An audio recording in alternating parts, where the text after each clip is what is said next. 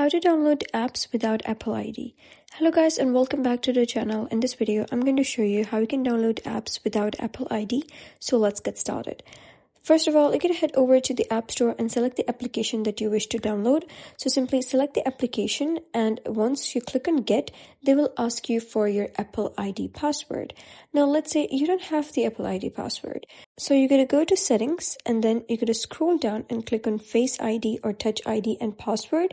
Simply type down your passcode, your phone's passcode, and then you're going to enable this iTunes and App Store, and they will ask you to type down your Apple ID password. So what you're going to do is simply go back and set up your Touch ID or your Face ID, and then you're going to go to the App Store again and simply click on Get next to the application that you wish to install.